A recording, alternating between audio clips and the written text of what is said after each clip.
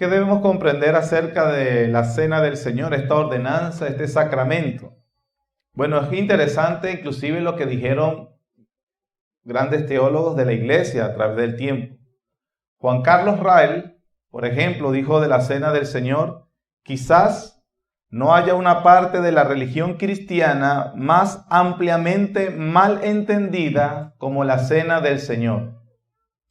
Otro autor dijo también: muchos evangélicos saben que deben celebrar la cena del Señor, pero no saben qué beneficio esperar.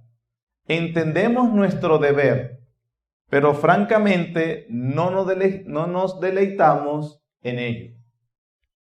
¿Y cuánto describe este concepto a muchos de nosotros? Saber que hay que hacerlo, pero realmente desconocer su propósito y sobre todo los beneficios que ella tiene.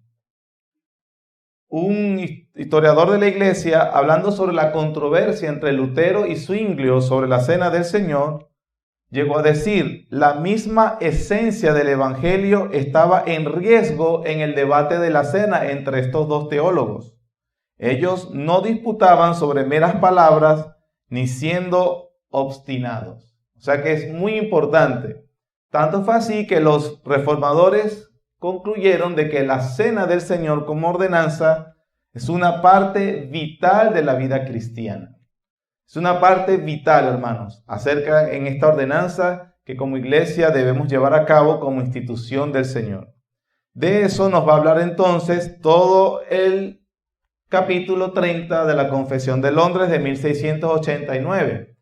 ¿Cómo lo vamos a ver? Bueno, el formato de pregunta-respuesta parece ser que nos ayuda en su comprensión.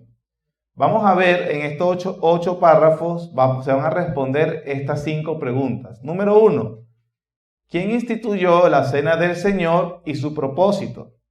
Número 2, ¿cuál es la esencia de la cena del Señor? Número 3, ¿cuál es la forma apropiada de celebrarla? Número 4, ¿cuáles son los elementos apropiados en la cena del Señor? Y número 5, ¿quiénes deben ser sus receptores? De esta forma, entonces, está estructurado el contenido de estos 8 párrafos concerniente a esta ordenanza, a este sacramento.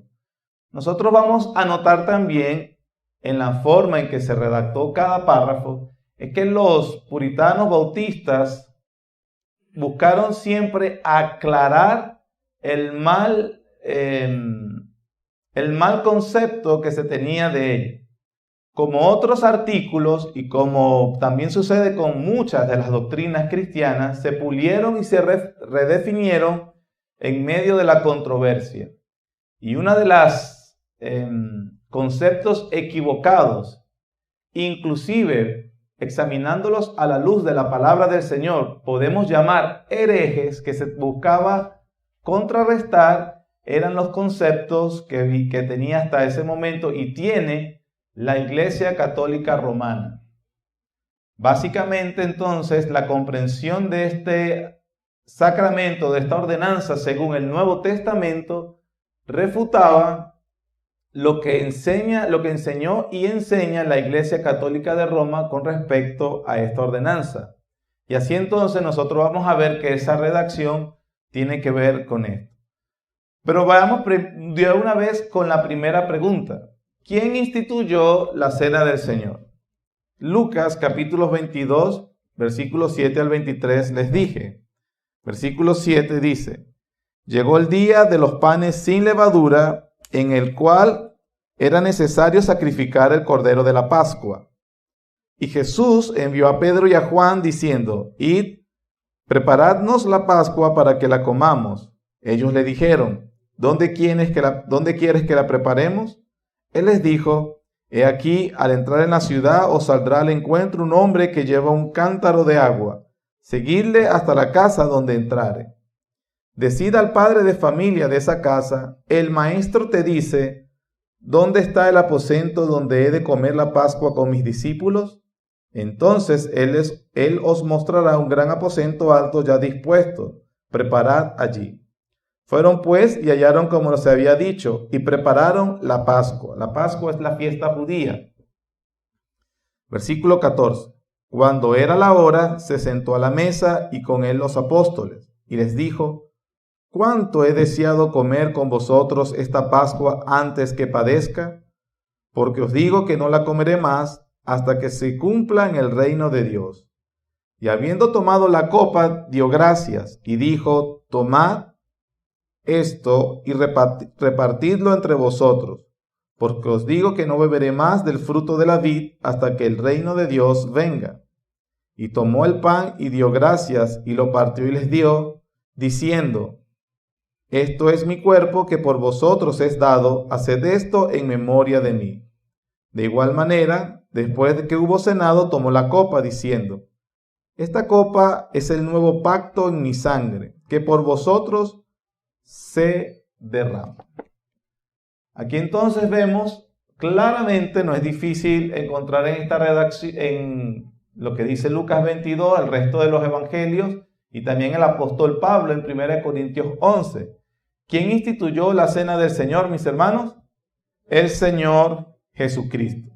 La cena del Señor como sacramento u ordenanza, entonces, es una institución del mismo Señor. Como cabeza federal del nuevo pacto, instituyó, estableció, ordenó la cena.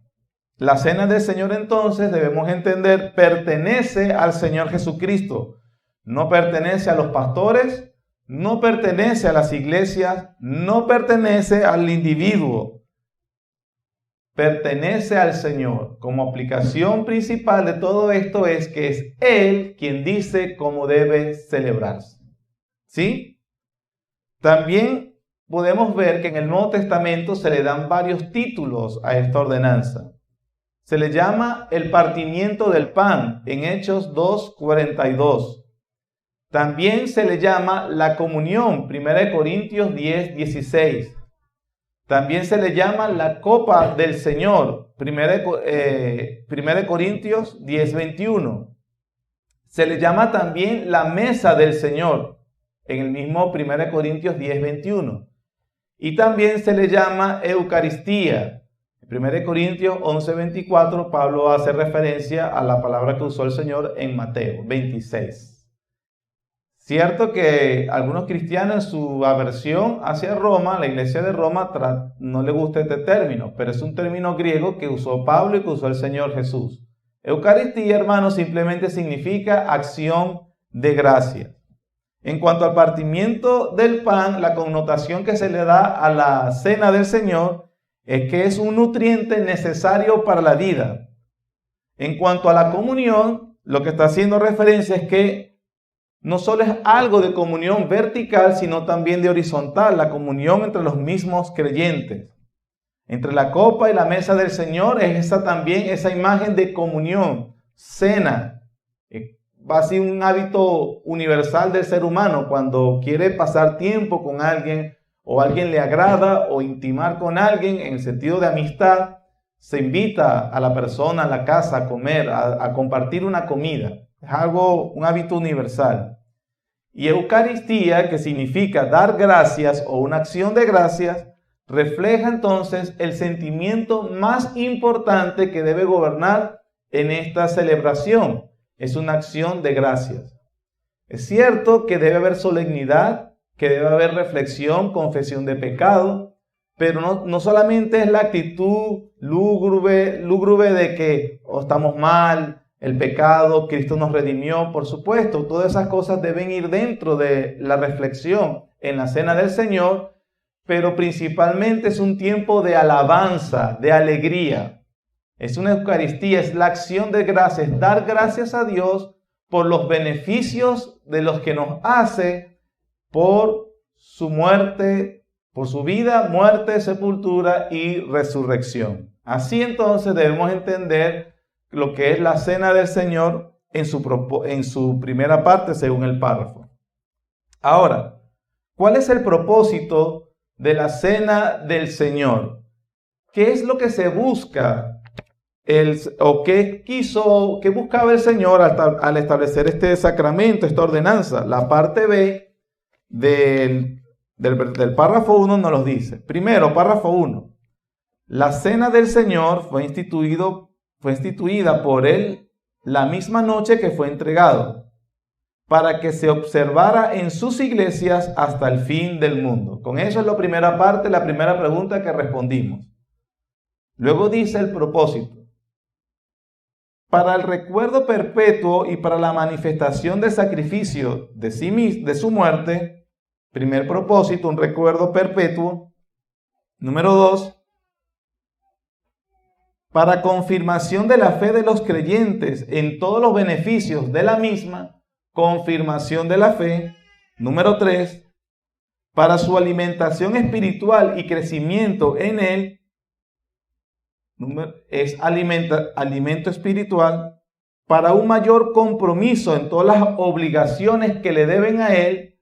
Eso renueva nuestro compromiso, muy parecido a lo que estuvimos hablando con el bautismo, ¿se recuerda? Nuestra respuesta al Evangelio. Y número 4, para hacer un vínculo y una prenda de su comunión con él y entre ellos mutuamente. Es un signo de unión espiritual con él. La semana pasada estuvimos aclarando lo que significan los términos signo, sello y señal. Más adelante vamos a retomar un poco acerca de eso. Hermanos, este es el propósito de la Cena del Señor según el párrafo 1. ¿Por qué entonces algunos creyentes tienen una fe tan débil?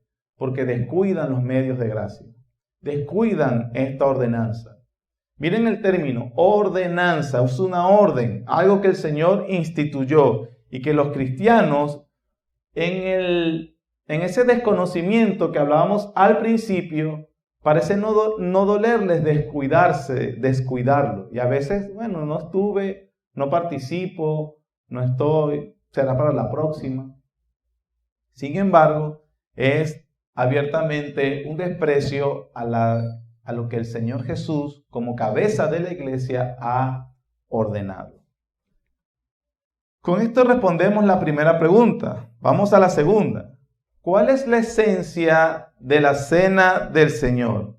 En este caso tenemos que ver lo que dice Hebreos capítulo 9, versículo 25 al 28. Si no lo tiene a la mano, escúchame, yo lo leo para ustedes. Hebreos capítulo 9, versículo 25 al 28. Noten lo que dicen estos versículos.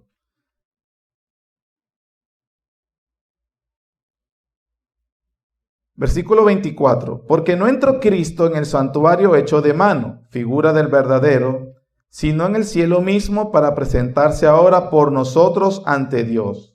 Y no para ofrecerse muchas veces. Vean lo que está diciendo el apóstol Pablo. Creemos que Pablo es el autor de la carta a los Hebreos.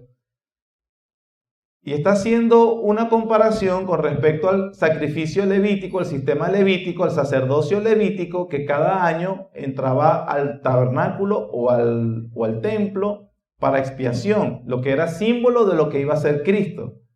Aunque el sumo sacerdote, entraba cada año, la diferencia con el sacerdocio de Cristo, el cual no es un sacerdocio según la orden levítica, sino que es según orden de Melquisedec, y el cual es un sacrificio perfecto, no fue necesario que lo hiciera cada año, sino que lo hizo una sola vez para siempre. Ese es el énfasis del autor en estos versículos que estamos leyendo. Dice, versículo 25, no para ofrecerse muchas veces, como entra el sumo sacerdote en el lugar santísimo cada año con sangre ajena. De otra manera, le hubiera sido necesario padecer muchas veces desde el principio del mundo. Pero ahora, en la consumación de los siglos, se presentó una vez para siempre por el sacrificio de sí mismo, para quitar de en medio el pecado. Y de la manera que está establecido para los hombres que mueran una sola vez y después de esto el juicio, así también Cristo fue ofrecido, ¿cuánto? Note esa repetición porque es lo que vamos a aclarar en el párrafo. Fue ofrecido una sola vez para llevar los pecados de muchos y aparecerá por segunda vez sin relación con el pecado para salvar a los que le esperan. Capítulo 10, versículo 10 al 14, dice: En esa voluntad somos santificados mediante la ofrenda del cuerpo de Jesucristo, hecha ¿cuántas veces? Una vez para siempre. Y ciertamente todo sacerdote está día tras día ministrando y ofreciendo muchas veces los mismos sacrificios que nunca pueden quitar los pecados. Pero Cristo, habiendo ofrecido ¿cuántos? Una vez para siempre, un solo sacrificio por los pecados, se ha sentado a la diestra de Dios. De ahí en adelante, esperando hasta que sus enemigos sean puestos por estrado de sus pies. Porque con una sola ofrenda hizo perfecto para siempre a los santificados. Así que por estos textos y el resto en el Nuevo Testamento aprendemos que la cena del Señor debemos entenderlo como un sacramento, un misterio, como decía el pastor David, pero no en el sentido de algo con el cual se nos da un signo para identificar, señalar una realidad espiritual. Agustín de Hipona dijo acerca de los signos, hablando de la cena del Señor, son palabras visibles de Dios o signos visibles de una cosa sagrada. Así como en el Evangelio se nos predican y escuchamos la palabra de Dios, el Señor dio el bautismo y la cena como signos visibles de su propia palabra. Juan Calvino dijo acerca de los signos, un signo externo por el cual es un signo externo, la cena del Señor, por el cual el Señor sella en nuestras conciencias las promesas de su buena voluntad hacia nosotros. Thomas Watson, un puritano del siglo XVIII, dijo que la cena del Señor es un sermón visible por medio del cual Dios certifica el cumplimiento de su promesa a su pueblo. Un signo, una señal externa que nos indica una realidad espiritual más profunda que el signo. Como cuando vemos señales o signos, señales de tránsito o cuando vamos a un baño, por ejemplo. En este caso, la cena del Señor es un signo que le recuerda a los creyentes las promesas de Dios en el nuevo pacto. Por eso entonces es importante. En el Antiguo Testamento, cada vez que el Señor hizo un pacto con una persona, siempre le dio signos. A Adán, por ejemplo, le dio 2 árboles como signo de sus promesas. A Abraham le dio la circuncisión. A Noé le dio el arco iris. Cada vez que ponía un signo, ellos recordarían la promesa que estaba dentro de ese pacto. En el nuevo pacto, Dios nos hizo promesas. La cena del Señor es ese signo visible que nos ayuda a recordar las promesas de Dios. Por eso es su importancia, mis hermanos. Por eso es un sacramento. También es una ordenanza. Las palabras del Señor son tomad, comed, haced esto. Están todos en imperativo, una orden. Para ninguna iglesia es opcional celebrar o no la cena del Señor. Si una iglesia decide no tomarla, entonces dejó de ser iglesia de Cristo. Es una de las 3 marcas de las iglesias verdaderas. ¿Recuerdan? Predicación, disciplina y las ordenanzas. Entonces, una ordenanza. Jesús como cabeza ordenó. No se puede evadir una orden tan directa y tan clara. También es un memorial. Debemos entenderlo como un memorial. Un memorial es algo que nos recuerda a algo. Sin embargo, debemos tener cuidado aquí. Muchos creyentes o muchos evangélicos llegan hasta ahí. Es un memorial. Un memorial, por ejemplo, es la lápida que se le pone a alguien, un familiar, cuando muere en el cementerio. La lápida que se pone es un memorial. Pero Cristo no nos dio una tumba, nos dio una cena. Entonces significa que no solamente es un memorial, sino es algo de participación y comunión. Y también es un medio de gracia. Debemos entenderlo como un medio de gracia. Hay promesas de Dios cuando participamos en este signo. Un medio de gracia no en sí mismo, sino lo que prometió Dios y participamos por Él por la fe. Alguien dijo que es como una manguera en un jardín, ¿Qué es una manguera en un jardín si no hay agua? Nada. Pero la manguera es el conducto, el instrumento por el cual fluye el líquido, el agua, para nutrir el jardín, ¿cierto? Bueno, la cena del Señor es un signo, un instrumento que Dios utiliza como medio para nutrir la fe de su pueblo. Así que por eso esas son las razones para nosotros participar, lo que es la esencia de la cena del Señor. Aquí se buscó refutar precisamente la enseñanza de la Iglesia de Roma. ¿Qué dice el párrafo 2 de la Confesión de Londres? El párrafo 2. En esta ordenanza, Cristo no es ofrecido a su Padre, ni se hace en absoluto ningún verdadero sacrificio para la remisión del pecado, ni de los vivos ni de los muertos, sino solamente es un memorial de aquel único ofrecimiento de sí mismo y por sí mismo en la cruz, una sola vez para siempre, y una ofrenda espiritual de toda la alabanza posible a Dios por él mismo. Así que el sacrificio papal de la misa, como ellos lo llaman, es sumamente abominable e injurioso al sacrificio mismo de Cristo, la única propiciación por todos los pecados de los escogidos. Si recordamos lo que dijimos entonces, o lo que dice la Escritura en Hebreos 9, 25 al 28 y Hebreos 10, 10 al 14, donde se hace el énfasis del sacrificio único y una sola vez para siempre del Señor Jesús para remisión de los pecados de su pueblo, entonces el concepto de la misa que enseña Roma con respecto a la misa. Recuerden que ellos tienen un altar, en el altar donde se ofrece el sacrificio, que el sacerdote en el momento que levanta la hostia o la copa y hace la bendición, en ese momento se convierte la hostia y el vino en el cuerpo y la sangre literal del Señor Jesucristo. Y en ese momento el sacerdote ofrece a Cristo en sacrificio nuevamente al Padre para el perdón de pecados de quienes participan. Al ellos hacer eso, entonces, número uno, cada vez que lo celebren, si es semanal, ellos ofrecen a Cristo literalmente cada domingo. La misa es eso.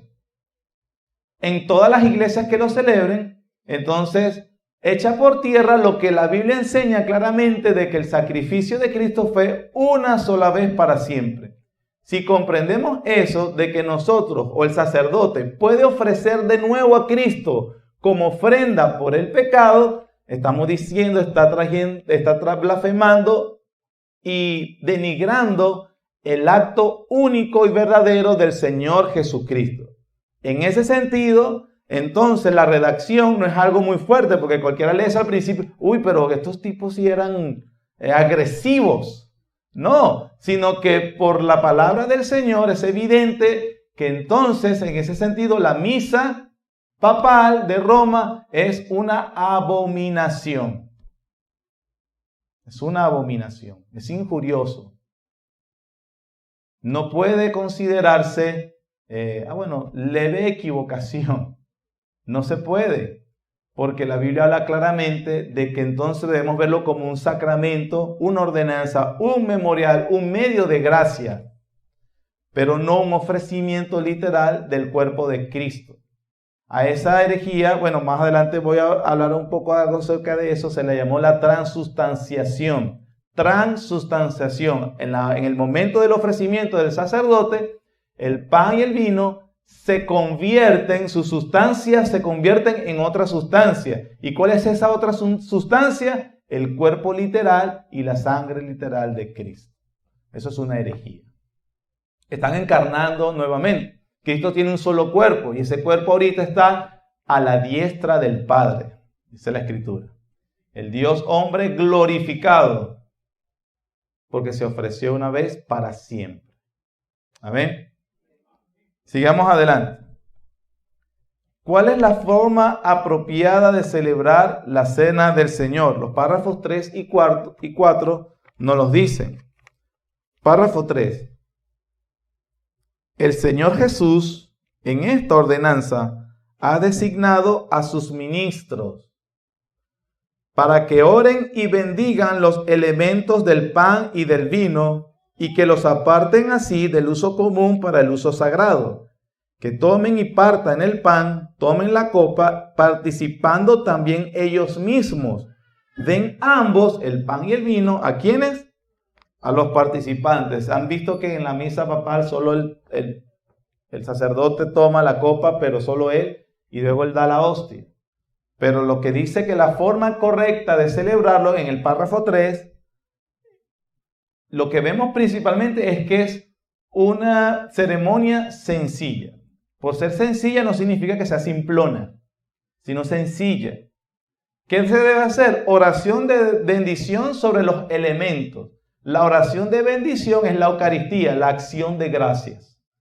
El elemento que el Señor otorgó como signo de esta ceremonia para recordarnos los beneficios de su resurrección, de su muerte, sepultura y su resurrección.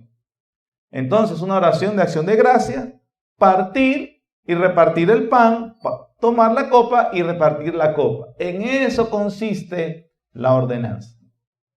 ¿Cuál es la falsa celebración? El párrafo 4 explica negativamente cómo es esa celebración tergiversada. Párrafo 4.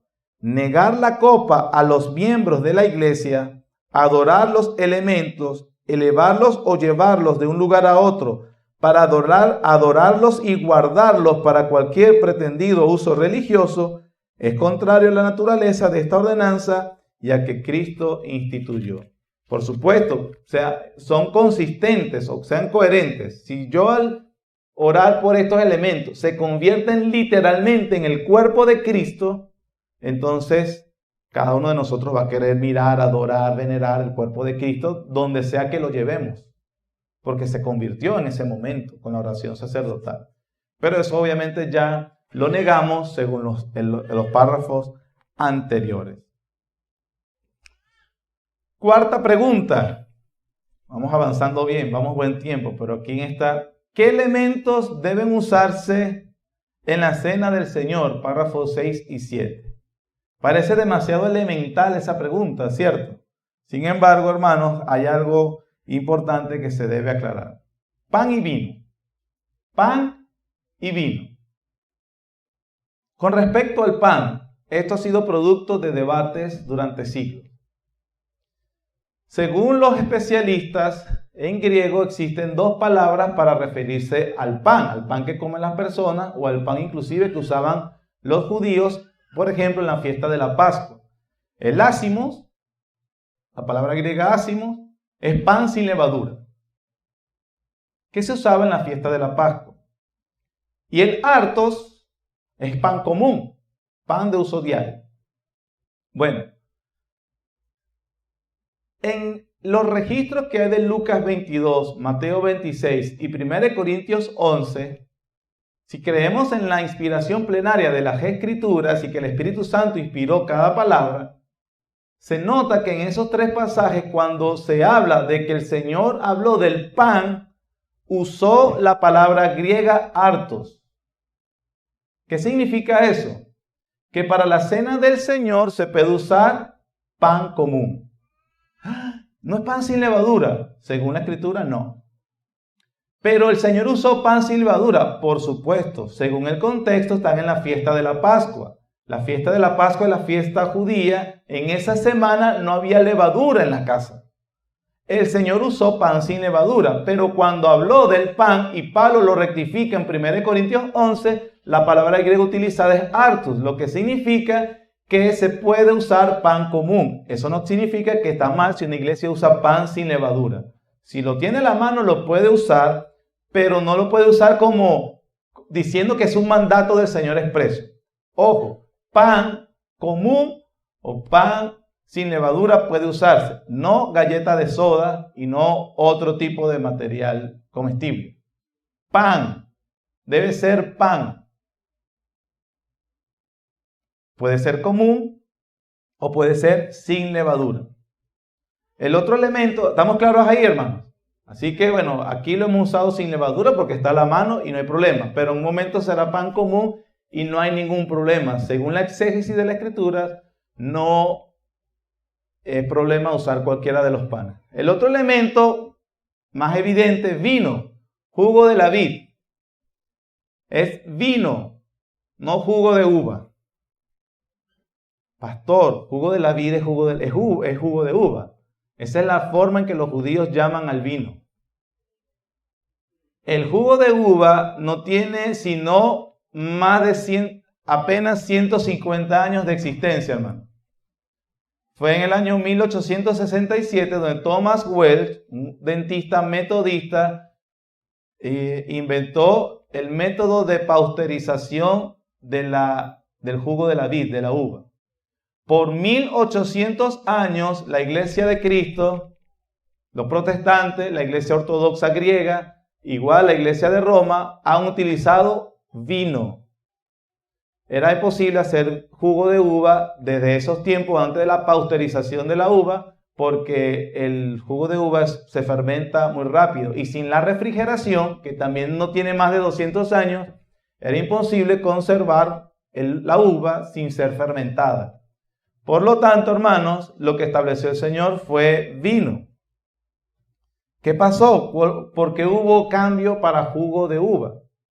Eso viene, hermanos, en la década del siglo XIX, 1920, 1910, por allá, se produjo en los Estados Unidos un movimiento social llamado el movimiento de la templanza o de la temperancia, o también se le llama el movimiento de la abstención. Fue un movimiento social bien fuerte en Estados Unidos, también se dio en Inglaterra, en los países de habla anglosajona, no en el resto de Europa. Ellos se propusieron a erradicar de los males en la sociedad, principalmente el alcohol, que era veían ellos como la razón de los males de la sociedad.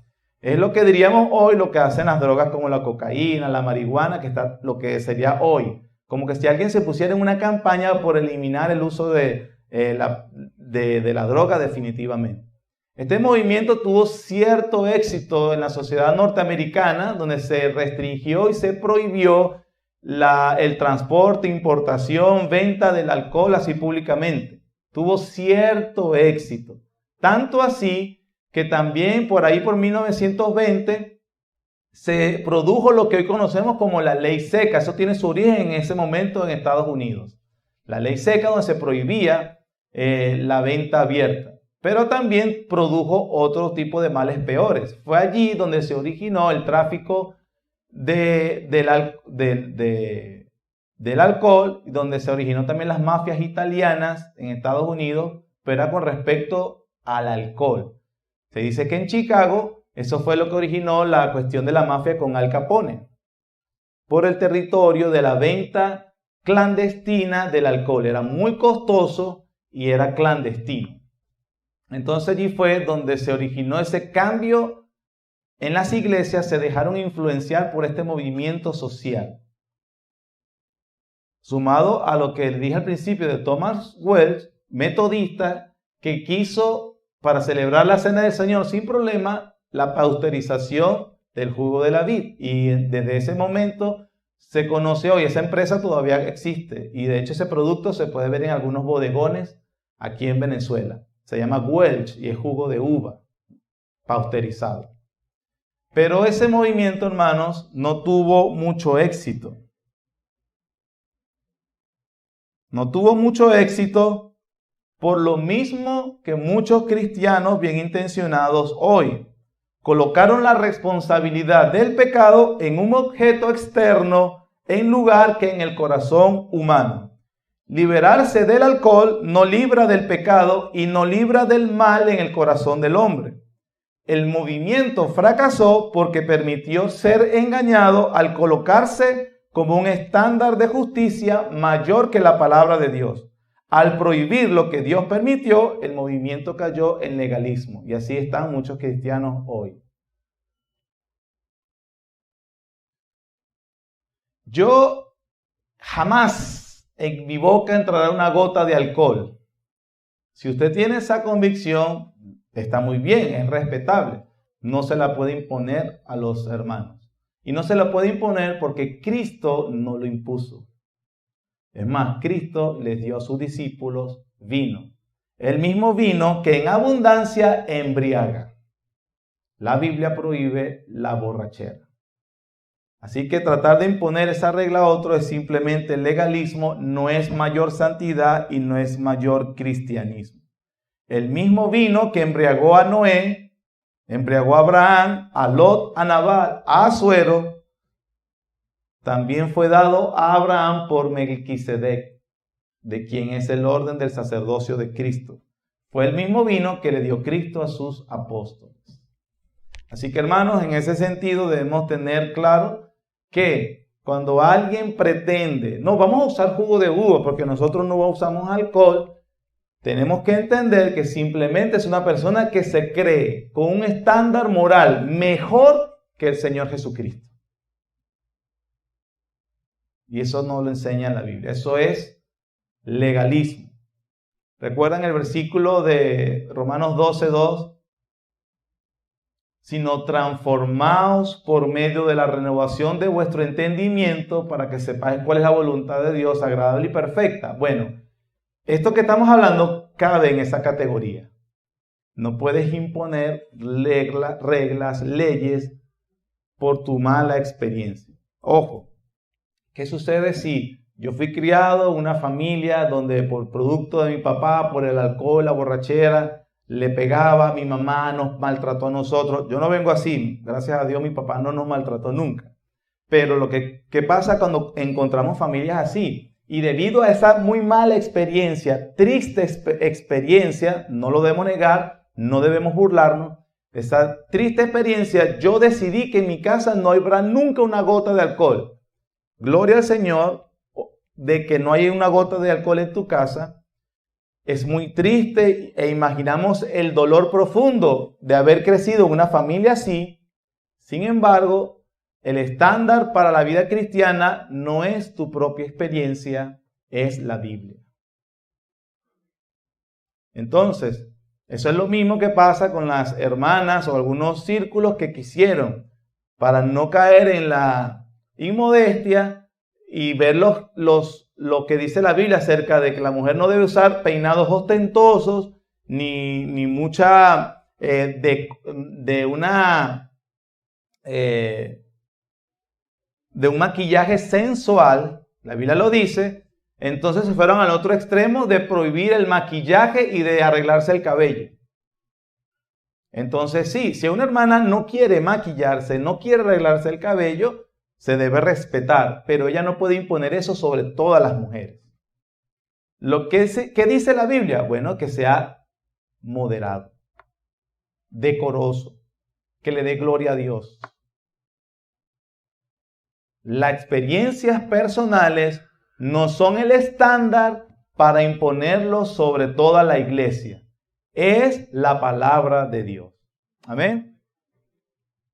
Entonces, a través también de estos se rechazó la transustanciación y la consustanciación. Vamos a leer los párrafos 6 y 7. Dice: la doctrina que sostiene un cambio, 5, sí, me equivoqué yo. 5. Los elementos externos de esta ordenanza, debidamente separados para el uso ordenado por Cristo, tienen tal relación con el crucificado que en un sentido verdadero, aunque en términos figurativos, se llaman a veces por el nombre de las cosas que representan, a saber, el cuerpo y la sangre de Cristo. No obstante, en sustancia y en naturaleza, esos elementos siguen siendo verdadera y solamente pan y vino como eran antes. O sea, se le llama el cuerpo y la sangre de Cristo de forma metafórica o figurada. No se puede entender literalmente. El problema de la transustanciación y la consustanciación que enseña el luteranismo es que tomaron un exceso de literalidad con las palabras del Señor cuando dijo: esto es mi cuerpo. Que el Señor estaba hablando figuradamente es obvio por el contexto, porque él sostenía sobre su mano pan y su cuerpo físico seguía estando presente delante de los apóstoles. Cuando él le dijo: esto es mi cuerpo, y él mostró la copia y dijo: esta es mi sangre, estaba hablando figuradamente de que tomar el cuerpo y la sangre como los había llamado era apropiarse de la obra de él. No literalmente, los apóstoles no entendieron que había que darle mordiscos al Señor Jesús en ese momento. sino que participaban del simbolismo del nuevo pacto, del signo, la señal que representaba realidades espirituales más profundas. Entonces, comer y beber el pan y el vino es símbolo de apropiarse del cuerpo y la sangre derramada, apropiarse de los beneficios que tuvo ese acto. ¿Me expliqué, hermanos? Entonces, eso es lo que significa. Por eso, en el momento de la oración de acción de gracias que da el ministro, en cuanto a los elementos, esa acción de gracias ha apartado esos elementos de uso común y ha pasado a tener un uso sagrado como un medio de gracia para nutrir nuestra fe. Tratar entonces en ese momento de la cena estos elementos de forma ordinaria es grave pecado. Debe ser tomado con oración, con acción de gracias, de lo que somos participantes de los beneficios del Evangelio. Pero todo eso de simbolismo, metafórica o de forma figurada, pero no en sustancia. En sustancia sigue siendo pan y sigue siendo vino. ¿Sí? La transustanciación es lo que enseña la Iglesia Católica, de que se convierten literalmente en la sangre y el cuerpo de Cristo. La consustanciación es la herejía luterana que enseñaba que Cristo estaba sobre, en y debajo de los elementos. Entonces, la posición reformada fue, no, es de forma figurada, simbólica. Quinta y última pregunta. Los receptores, creo que no leímos el párrafo 6. Párrafo 6. La doctrina que sostiene un cambio de sustancia del pan y del vino en la sustancia y el cuerpo de Cristo, llamada comúnmente transustanciación, referencia a la Iglesia de Roma, por la consagración de un sacerdote o de algún otro modo, haciendo referencia a la consustanciación de la luterana, es repugnante no solo a las Escrituras, sino también al sentido común y a la razón, echa abajo la naturaleza de la ordenanza y ha sido y es la causa de muchísimas supersticiones y además de crasas idolatrías. Por lo mismo que estamos hablando, si tenemos el cuerpo literal de Cristo y la sangre literal de Cristo, entonces vamos a adorarlo. Párrafo 5. ¿Quiénes deben ser sus receptores? Los párrafos 7 y 8 nos los enseñan. Receptores dignos. ¿Quiénes son esos? Verdaderos creyentes. Cuando decimos que son dignos, no son dignos en sí mismos. Son dignos ¿en quién? En Cristo. Porque están unidos a Cristo. Esa es la única razón. Y también debe ser, como en esta iglesia, miembros de la iglesia o miembros de una iglesia que nosotros consideremos de compañerismo. ¿Por qué? Porque Pablo dice, cuando os reunís como iglesia para celebrar la cena del Señor, entonces los receptores dignos deben ser verdaderos creyentes que están unidos a iglesias locales verdaderas. También habla de receptores indignos. Se dice primero que son los impíos. Ojo, hermano. Impíos significa no sujetos a Dios, rebeldes a la voluntad de Dios. Aquí es interesante porque yo no soy impío y ellos son impíos. Romanos capítulo 5.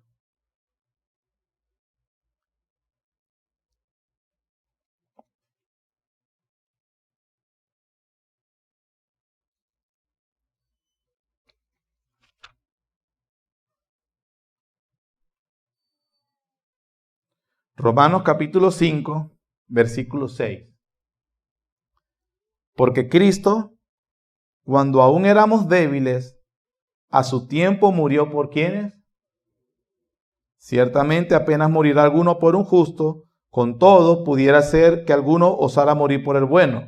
Mas Dios muestra su amor para con nosotros en que siendo aún pecadores, Cristo murió por nosotros. Éramos también impíos, lo mismo que los demás.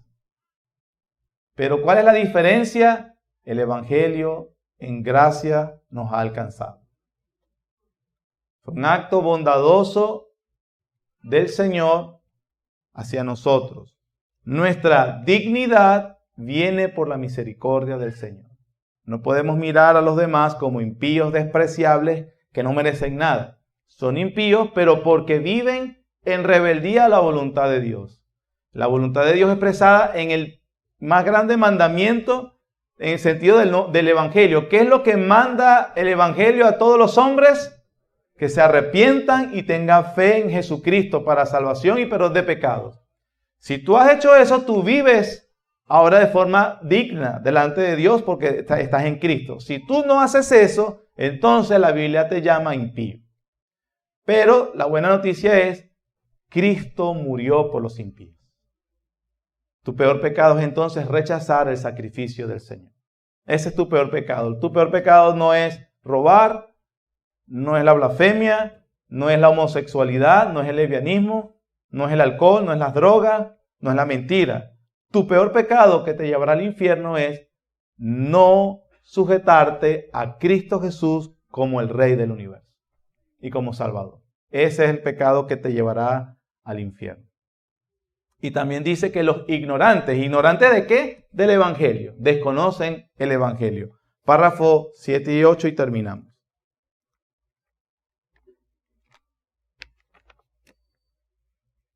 Los que reciben dignamente esta ordenanza, participando externamente de los elementos visibles, también participan interiormente por la fe, de una manera real y verdadera, aunque no carnal ni corporal, sino alimentándose espiritualmente de Cristo crucificado y recibiendo todos los beneficios de su muerte. El cuerpo y la sangre de Cristo no están entonces ni carnal ni corporal, sino espiritualmente presentes en esta ordenanza para la fe de los creyentes, tanto como los elementos mismos lo están para sus sentidos corporales. Y el párrafo 8 habla de los que lo reciben indignamente. Párrafo 8. Todos los ignorantes e impíos, ya les dije qué significa esos dos términos, aquí en el párrafo, no siendo aptos para gozar de la comunión con Cristo, son, por lo tanto, indignos de la mesa del Señor, y mientras permanezcan como tales, no pueden, sin pecar grandemente contra Él, participar de estos sagrados misterios o ser admitidos a ellos. Además, quien quiera que los reciba indignamente es culpable del cuerpo y la sangre del Señor, pues come y bebe juicio para sí. Eso es lo que enseña Pablo en 1 Corintios 11. Esa es la razón que Pablo dice por la cual muchos están débiles, enfermos. Como cristianos, cuando andamos indignamente es no considerar bien cómo andamos en nuestra vida. Estar desligados del cuerpo. El contexto de la iglesia de Corinto era que estaban en grupitos. Yo soy de Pablo, yo soy de Cefas, yo soy de Apolos. Otros vivían en inmoralidad sexual. Tenían relaciones con su madrastra. Pecado abominable según Levítico. Estaban emborrachándose. Estaban coqueteando con la homosexualidad y el lesbianismo. Todos esos pecados se nombran en la carta. Pablo les dice, y ustedes de paso se reúnen para la cena del Señor, comen indignamente la cena, por eso muchos duermen hablando de juicios de muerte y muchos están débiles entre vosotros hablando de enfermedad. No estamos diciendo que toda enfermedad es producto de recibir indignamente la cena del Señor. Pero la Biblia sí dice de que a veces una enfermedad de un creyente para que reflexione de su vida porque anda indignamente. Enfermedades físicas. A veces tienen esa razón. Una disciplina del Señor. Y la otra es la muerte. La muerte no del cristiano. Hermanos, en la Biblia las disciplinas para el creyente, para los hijos de Dios, cuando está involucrado la muerte, es la muerte de un cercano al cristiano para que el cristiano reflexione sobre su vida. Como pasó con David. David había pecado, murió su hijo. Pero David no murió ¿Por qué no murió? Para darle oportunidad para el arrepentimiento. Morir impenitente es morir con el mundo, dice Pablo en 1 Corintios 11. Morir con el mundo es ser condenado con el mundo. Una persona que muere en impenitencia, lamentablemente se deja saber que Dios no le dio lugar al arrepentimiento. La disciplina para el cristiano es para que se tenga tiempo de arrepentirse. Eso es disciplina. Por lo tanto, la muerte involucrada allí no tiene que ver con el cristiano en sí, sino con alguien cercano a él. Pudiera ser que sea un hijo cristiano, pero el Señor no lo está juzgando al hijo, lo está llevando a su presencia, está juzgando, le está causando ese dolor al padre cristiano que anda indignamente. Así que conoce el Señor a los que son suyos, apártese de iniquidad todo aquel que invoca el nombre de Cristo. Porque el Señor a quien recibe por hijo castiga, disciplina. De tal manera que no hay lugar para vivir doble vida o de forma hipócrita. Es decir, sí, pudiera engañarlos, hermano. Por un tiempo. Por un tiempo puedo engañar a la gente. Puedes engañar. Puedes engañar a la iglesia de Dios. Sí, la puedes engañar. Por un tiempo. Pero a Dios no. Y Dios va a disciplinar a su iglesia. Amén. Pero quiere el Señor entonces ver que hemos visto a través de este capítulo lo que significa la cena del Señor, nuestra participación en los beneficios del Evangelio y nuestra respuesta a ellos. Como el bautismo y la cena, dos ordenanzas, dos sacramentos dados a la iglesia perpetuamente hasta que Cristo venga. Cada vez que celebramos la cena del Señor, hermanos, debe ser con la esperanza de que sea la última con la presencia espiritual de Él, porque Él está presente espiritualmente, pero anhelamos que la próxima sea con Él físicamente. Físicamente, hermanos, celebraremos la cena con nuestro Señor en el reino de Dios.